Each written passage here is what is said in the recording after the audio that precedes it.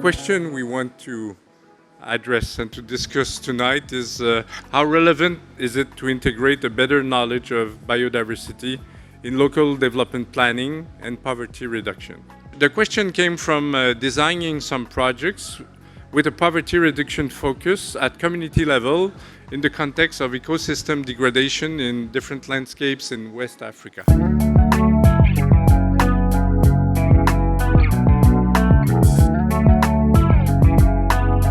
You can clearly see that these these forest reserves, they provide significant service to the people in terms of helping them to address flood risks, providing them food services, and in the case of the Atiwa Forest Reserve, providing them significant water services, which is crucial for a country like Ghana.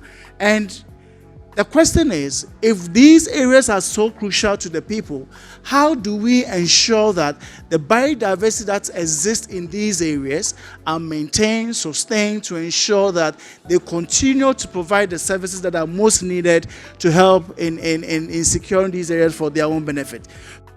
And to make the case for government, we needed to prove that there is significant biodiversity, which is providing significant ecosystem services. At the same time, we needed to show that this forest, if protected in the long term, could continue to sustain Ghana's need for water services and also its contribution to the Sustainable Development Goals. So the eDNA for us has been very instrumental and has helped us to be able to involve community people in data collection, monitoring of threats, and at the same time, input the information into what we call the Global Biodiversity Information Framework.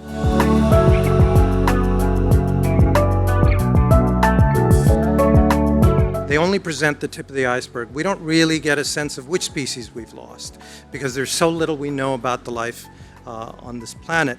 And so the motivation for the International Barcode of Life is first to build the tools required to quickly assess and identify species on the planet.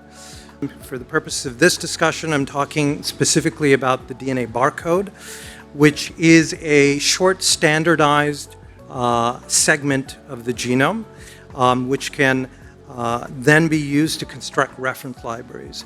The beauty of this system is that it's an open standard allowing anyone to contribute to library construction and for anyone to leverage that library to do rapid biodiversity assessments. And here's how it works. There are three ways that you can use this technology. The first is what we call traditional DNA barcoding, going one specimen at a time. And this is primarily used for library construction. And then there's metabarcoding and eDNA analysis. And this is what Daryl talked about. These are the equivalent of remote sensing technologies, except on the ground, where you can capture a large amount of data from a pool of DNA. If you look at Africa, especially West Africa, has very limited coverage. And so as part of this project, we'd like to elevate the amount of data that's available there.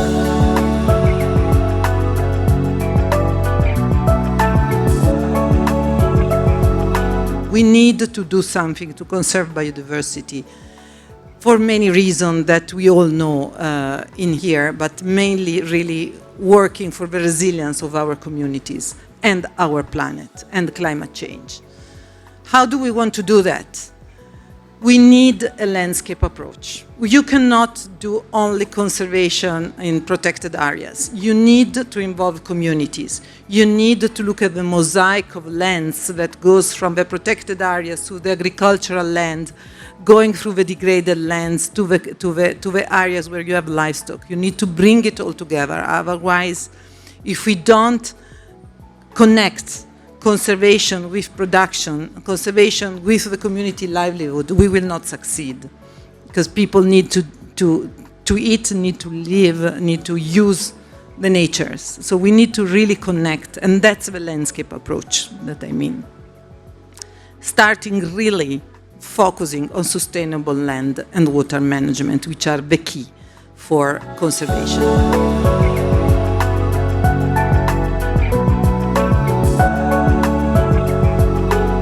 To help them put in place logistics and even the framework for sustainability to take place. You can't do that within 4 years in most of the projects that we have implemented.